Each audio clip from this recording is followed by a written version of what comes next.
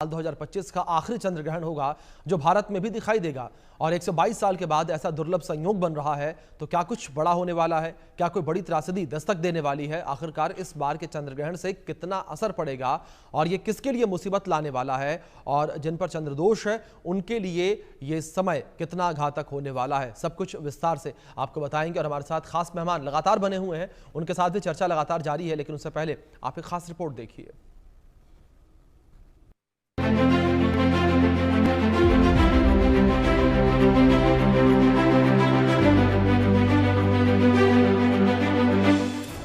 एक 122 साल बाद पितृपक्ष का चंद्र ग्रहण की कहानी, तबाही की भविष्यवाणी, कब और कितने बजे तक रहेगा सूतक। 7 दिसंबर को भारत में साल का दूसरा और आखिरी चंद्र ग्रहण लगने जा रहा है।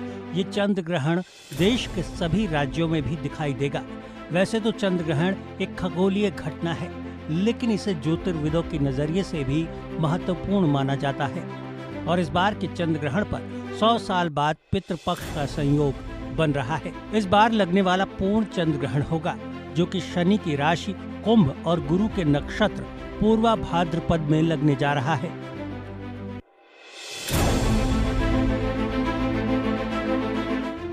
ज्योतिष के नजरिए से 7 सितंबर से लगने वाला चंद्र ग्रहण बहुत ही खतरनाक माना जा रहा है, क्योंकि जब भी चंद्र ग्रहण लगता है तो उसका प्रभाव देश और दुनिया पर 3 महीने पहले और 3 महीने बाद तक दिखाई देता है। 7 सितंबर की रात लगने वाले चंद्र It will continue for about 1 hour when the shadow will slowly cover the moon. At 11 p.m. it will totally cover the moon surface. Then the moon will turn red. Then it will remain there for about 1 hour and 22 minutes up to 12:22 p.m. Then it will again recede from the moon surface and it will go away. Complete eclipse will be complete at around 1:27 p.m. During the totality, the moon will completely turn red, because we know the light has a property when the light passes through the atmosphere of Earth. Lighter lights like violet, ultraviolet, they get scattered and absorbed by the Earth's atmosphere, and the only red and orange light passes through the atmosphere and falls on the moon. That's why during the total eclipse we see a blood red moon. And eclipses are very common. In every year we have 1 or 2 eclipses. Normally during a period of 100 years or in a century, only there are 3 to 4 years when we don't have any lunar eclipses. But every year we have at least 2 lunar or solar eclipses. So they are very common. Next lunar eclipse will be on 2026 March 3rd. So it will be also a full lunar eclipse that can be seen with naked eye. This eclipse is a very long duration eclipse which can be seen through naked eye in Orissa, India, and parts of Asia, Africa, and few parts of South and North America. Even Australian people can see it. So it's a very rare opportunity or good opportunity. If we have cloudless sky, we can see total eclipse with our naked eye. Students and teachers are encouraged to view these eclipses and know more about the eclipses.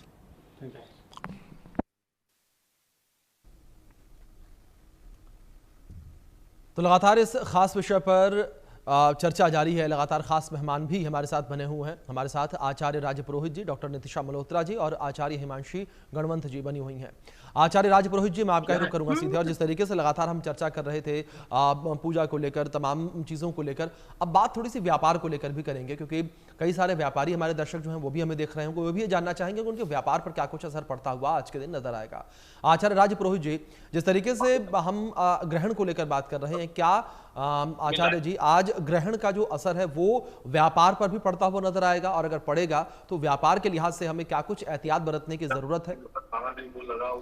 आज के इस ग्रहण से वास्तविक स्वरूप से देखा जाए तो लक्ष्मी का विशेषकर आदान प्रदान अगर आप कर रहे हैं, कोई बहुत बड़ी डील हो तो प्रयास करें आज के दिन टालने का। दूसरा, ये कर्ज लेने से और कर्ज देने से, दोनों से आज के दिन आपको बचना चाहिए। उसकी वास्तविकता ये है कि अगर आज के इस ग्रहण के संयोग में अगर आप कोई कर्ज लेते हैं तो एक लंबवत समय तक वह कर्ज आपकी एक मानसिक मनोदशा पर कहीं ना कहीं एक प्रताड़ना के रूप में आपको प्राप्त होगा। अगर कोई ऐसा कार्य है जो लंबे समय से अटका हुआ है, आज के दिन पूरा हो रहा है, तो परमात्मा का एक शुभ संकेत है और चंद्र ग्रह का एक शुभ संकेत है कि आपके साथ चीजें पॉजिटिव हो रही हैं और इसके लिए भगवान को धन्यवाद देना चाहिए। रही बात व्यापार पे, इसका जो है शुभ संकेत देखने को मिलेगा, तो कैसी स्थिति रहेगी? तो व्यापार सामान्य रहेगा, बहुत बेहद न बहुत हानि की स्थिति है, न बहुत ज़्यादा मुनाफे की स्थिति है। सामान्य तौर पर आज के दिन व्यापार को देखा जा सकता है। राजनीति पर इसका बहुत खासा अच्छा असर देखने को मिलेगा और पूरे राष्ट्र की राजनीति और कई देशों की राजनीति कहीं न कहीं प्रभावित होगी। आपने ध्यान दिया होगा कि 29 मार्च 2025 को जिस समय शनि मीन राशि में आए, उस समय की परिस्थितियां क्या थीं कि जब जब शनि मीन राशि में आते हैं तब तब परिस्थितियां प्रकृति के लिए, संस्कृति और तमाम राजनीति के लिए, अन्य देशों के लिए युद्ध जैसी स्थिति, बहुत सारे हालात ऐसे बने। कोविड काल में भी आपने देखा होगा, उस समय भी जो है शनि मीन राशि में ही गए थे, जिस समय कोविड जैसी महामारी का जो है आना हुआ था और बहुत त्राही त्राही मची थी। तो तब से लेकर के 29 मार्च 2025 के बाद से आज की जो स्थिति है, अभी तक की जो स्थिति है, युद्ध हुए और जैसे हालात भी बन रहे हैं, वार्ता जो है समाधान के रूप में स्पष्टीकरण उसका हो ही नहीं पा रहा है, प्रकृति में नाना प्रकार से तांडव देखने को ही मिल रहा है, आदि आदि तमाम प्रकार की चीजें जो हैं वो उस समय से, उस काल से ही प्रभावित चल रही हैं। इस समय गुरु क्या है? गुरु अतिचारी रूप लेकर के मीन राशि में बैठा हुआ है। अपनी राशि यानी कि मीन राशि में गुरु अतिचारी रूप में जो है, उस समय मीन राशि में शनि भी विराजमान है। तो जो शनि विराजमान है, शनि के आगमन से मीन राशि पर यानी चंद्रमा का जो प्रभाव है, जल तत्व का कारक जो मीन राशि मानी जा रही है, इन दोनों के संयोग से कहीं न कहीं मानसिक मनोदशा का भी बहुत ज्यादा प्रभाव देखने को मिलेगा। उसका राजनीति पर खासा असर देखने को मिलेगा। पुरोहित जी, लौटूंगा मैं आपके पास राज जी, लेकिन इस बीच कुछ तस्वीरें निकलकर सामने आ रही हैं। वो तस्वीरें अपने दर्शकों को हम दिखा देंगे किस तरीके से मंदिरों को पट जो है वो अभी से बंद होने लगे हैं। ये तस्वीरें अपने दर्शकों को हम दिखाएंगे जहां आज साल का आखिरी चंद्र ग्रहण लगने वाला है, जो कि भारत में दिखेगा। साथ ही साथ पितृपक्ष की शुरुआत भी हो चुकी है और दुर्लभ संयोग भी माना जा रहा है। लेकिन दूसरी ओर अगर बात मंदिरों को लेकर करें तो मंदिरों के पट बंद होने लगे हैं, क्योंकि ये माना जाता है, ये मान्यताएं जिस तरीके से लगातार हमारे साथ खास मेहमान जुड़े हुए हैं, वो लोग भी ये बता रहे हैं बार बार हमें कि आज मंदिरों के पट बंद हो जाते हैं और ग्रहण के समय, सूतक के समय जो मूर्तियां भी मंदिरों के अंदर होती हैं उन्हें स्पर्श नहीं करना चाहिए। और पूजा पाठ को लेकर बात करें तो पूजा पाठ केवल आप एकांत में बैठकर या अपने घर में कहीं एक तरफ आप अपना आसन लगाकर लगातार आप अपनी पूजा पाठ करते रहें। मंत्रों का उच्चारण केवल आप करते रहें और मंत्रों के नाम से या नाम जप कहें कि भगवान का नाम आप लगातार लेते रहें। यही विधि विधान कहता है। मूर्तियों का स्पर्श करना विशेष तौर पर मनाही जो है मानी जाती है। ये कुछ तस्वीरें भी लगातार आपकी स्क्रीन पर आप देख सकते हैं। वक्त दोपहर का हो रहा है, करीब 12 बजे से अधिक का ये समय हो रहा है, लेकिन मंदिर में आरती हो रही है।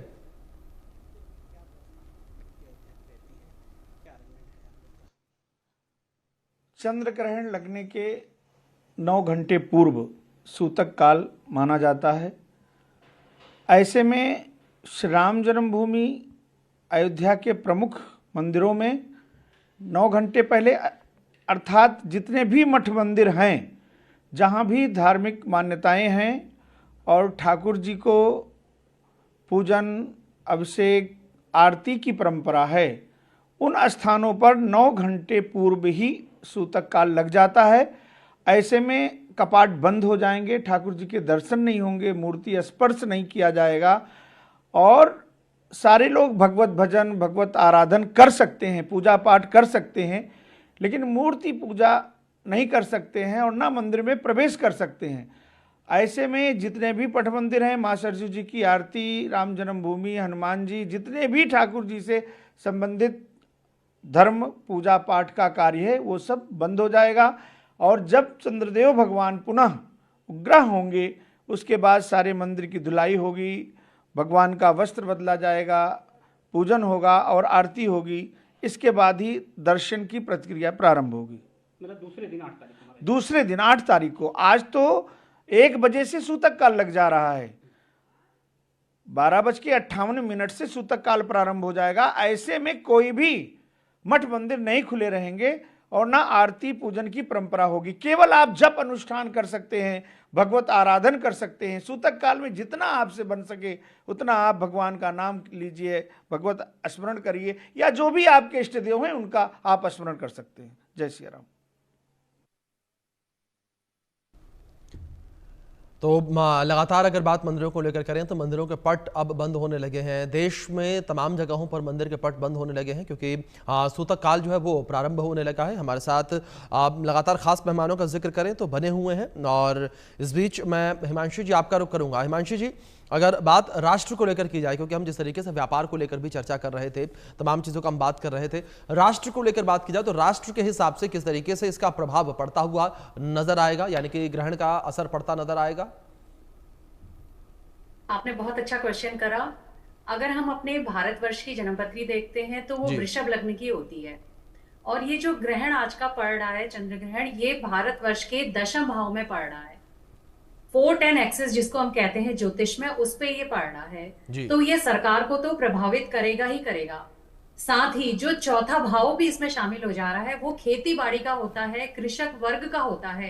तो ये वर्ग भी प्रभावित होना आप देख रहे हैं शुरू हो चुका है। बाढ़ जैसे हालात काफी समय से बने हुए हैं। पंजाब में बहुत दिक्कतें आ रही हैं, क्योंकि अभी जो साथी हमारे ज्योतिषाचार्य जी थे उन्होंने भी बोला था ग्रहण का जो प्रभाव होता है वो 3 महीने पहले से ही दिखना शुरू हो जाता है। तो प्राकृतिक आपदाएं हैं, ये अभी पर्वतीय क्षेत्रों को भी बहुत ज्यादा प्रभावित कर रही हैं।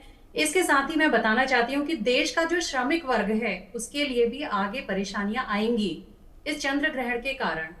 पर्वतीय क्षेत्रों के लिए भी अच्छा नहीं है, और शतभिषा नक्षत्र इसमें शामिल है, तो यहाँ पे हवाई यात्राओं के लिए दिक्कत है, व्यापार में भी परेशानी होगी और मंत्रियों के लिए परेशानी होगी। स्टॉक एक्सचेंज में गिरावट भी आ सकती है।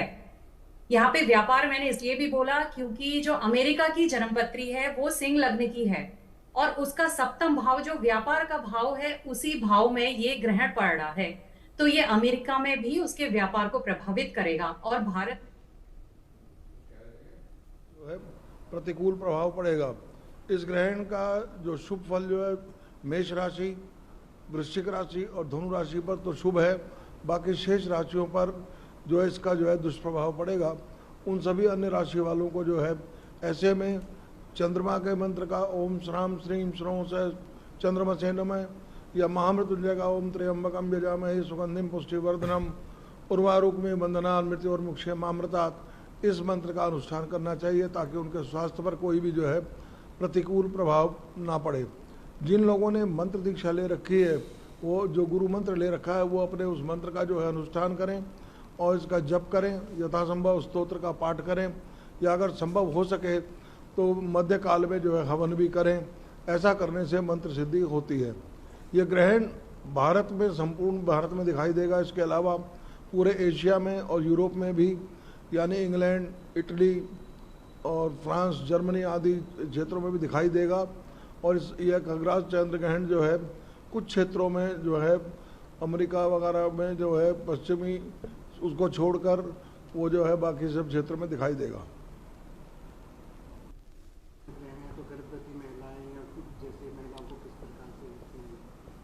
देखिए, ग्रहण काल के समय जब से सूतक प्रारंभ होता है, जैसे 12:57 से सूतक लगेगा, उसके बाद वृद्ध, रोगियों और गृहिणी स्त्रियों को छोड़कर और बच्चों को छोड़कर उस ग्रहण काल के अंदर, सूतक काल के अंदर कोई भोजन नहीं करना चाहिए, शयन नहीं करना चाहिए और नाखून नहीं, कोई क्षौर कर्म नहीं करना चाहिए।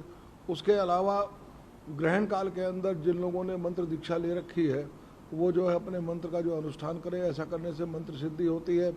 और बाकी जो लोग स्वस्थ हैं वो जो है मतलब निद्रा ना करें, भोजन ना करें और मैथुन के कार्य से बचें, ब्रह्मचर्य का पालन करें और अपने जो है अनुष्ठान का पालन करने से ऐसे ग्रहण काल में जो है मंत्र सिद्धि शीघ्र होती है।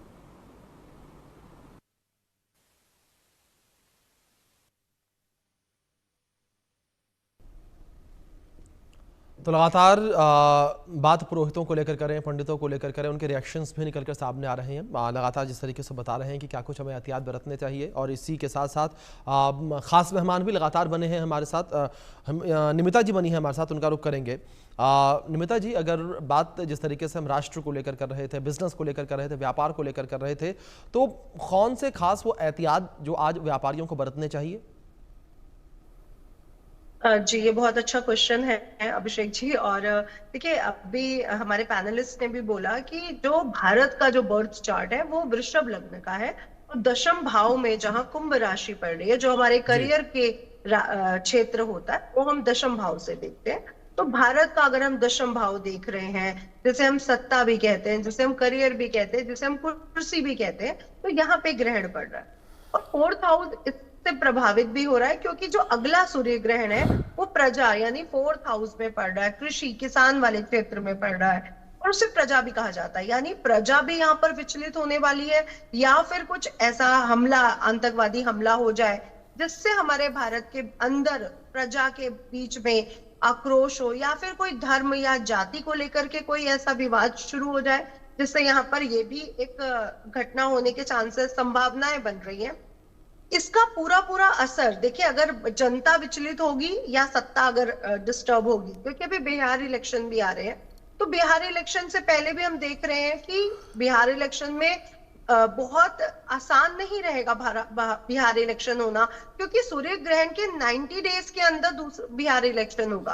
तो बिहार से भी आपको बहुत ऐसी खबरें मिल सकती हैं कि ये क्या हो रहा है इलेक्शन से पहले, या फिर बांग्ला जो देश है जो अब सुधार के उस पे आ रहा है, तो वहां से भी कुछ अजीब सी खबरें, या पाकिस्तान बॉर्डर, जैसे गुजरात बॉर्डर है, महाराष्ट्र बॉर्डर है, यहाँ से भी हमें ऐसी अजीब सी खबरें सुनने को मिल सकती है। दूसरा मैं कहना चाहूंगी व्यापार को देखने के लिए, क्योंकि यहाँ पर राहु है, तो राहु टेक्नोलॉजी का देवता है, वो आगे बढ़ाता है टेक्नोलॉजी को, तो टेक्नोलॉजी में बहुत अच्छा क्षेत्र रहेगा।